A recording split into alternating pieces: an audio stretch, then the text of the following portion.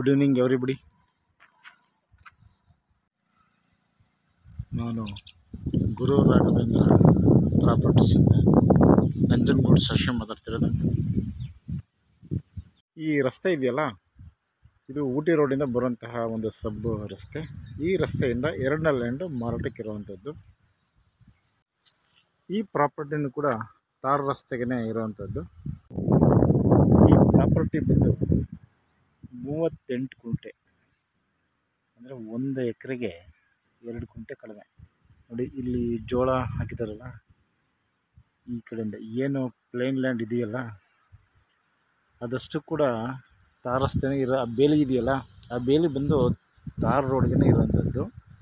So ಏನು main ರಸ್ತೆ ಇದೆಯಲ್ಲ, ಆ ಮೇನ್ ರಸ್ತೆಯಿಂದ ಸಬ್ ರಸ್ತೆಗೆ ಎರಡನೇ ಲ್ಯಾಂಡ್ ಇದು.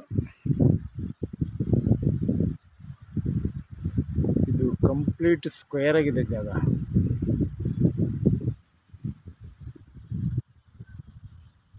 ಈ ಪ್ರಾಪರ್ಟಿ ಬಂದು ಸೌತ್ಗೆ ರಸ್ತೆ ಇದೆ, ನಾರ್ತ್ಗೆ ಫೆನ್ಸಿಂಗ್ ಆಗಿದೆ.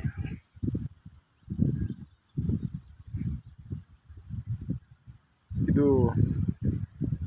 ಈ ಪ್ರಾಪರ್ಟಿ ಇರುವಂಥ ಏರಿಯಾ ಒಂದು ಸಿಟಿ ಥರ ಇರುವಂತಹ ಒಂದು ವಿಲೇಜ್ ಏರಿಯಾ. ಅಲ್ಲಿಂದ ಇಲ್ಲಿಗೆ ಜಸ್ಟ್ ಒಂದು 1/2 ಕಿಲೋಮೀಟರ್ಸ್ ಆಗುತ್ತೆ. ಈ ಒಂದು ಭಾಗದಲ್ಲಿ ಎವ್ರಿಥಿಂಗ್ ಈಸ್ ಅವೈಲೇಬಲ್, ಪ್ರತಿಯೊಂದು ಕೂಡ ಅಲ್ಲಿ ಸಿಗುತ್ತೆ. ಲ್ಯಾಂಡಿಗೆ ಬೇಕಾದಂಥದ್ದು ಮತ್ತು ಏನು ಒಂದು ಸಿಟಿಲಿ ಏನು ಸೌಲಭ್ಯಗಳಿದೆ ಅಷ್ಟು ಸೌಲಭ್ಯಗಳು ಕೂಡ ಈ ಒಂದು ಏರಿಯಾದಲ್ಲಿ ಸಿಗುತ್ತೆ. ಅಷ್ಟು ವೆಲ್ ಎಜುಕೇಟೆಡ್ ಏರಿಯಾ. ಆ ಒಂದು ಹಂತದಲ್ಲಿ ಈ ಒಂದು 38 ಗುಂಟೆ ಒಂದು ಮೈಕ್ರೋ ಲ್ಯಾಂಡ್ ಮಾರಾಟಕ್ಕಿದೆ. ಅದರಲ್ಲಿ ರೈತರು ನಿಂತಿದ್ದಾರಲ್ಲ, ಅಲ್ಲಿಂದ ಇಲ್ಲಿ ತನಕ ರೋಡ್ ಫೇಸಿಂಗು. ನೋಡಿ, ಈ ಜೋಳ ಇದೆಯಲ್ಲ, ಈ ಜೋಳ ಲೈನ್ ಇದೆಯಲ್ಲ, ಇಲ್ಲಿ ತನಕ ರೋಡ್ ಫೇಸಿಂಗು. ರೋಡ್ ಬಿಡುತ್ತೆ ಸುಮಾರು ನಿಮಗೆ ಮ್ಯಾಕ್ಸಿಮಮ್ ಅಂದರೆ ಒಂದು 150 ಅಡಿ ಮೇಲೆ ಬರುತ್ತೆ. More than 150 feet road facing. Soil ಬಂದು ವೈಟ್ ಮಿಕ್ಸ್ ಸಾಯಿಲ್ ಇದು. ಆದರೂ ಕೂಡ ಇಲ್ಲಿ ಬಹುಪಾಲು ಜನ ಬನಾನಾ ಬೆಳೀತಾ ಇದ್ದಾರೆ, ತೆಂಗು ಹಾಕಿದ್ದಾರೆ. ಇಲ್ಲಿ ಮೇಜರ್ ಕ್ರಾಪ್ಸೇ coconut and banana.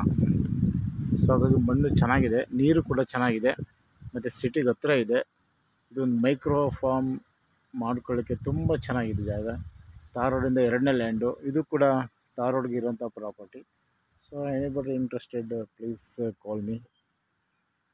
This is micro land, only 38 kuntas, general property.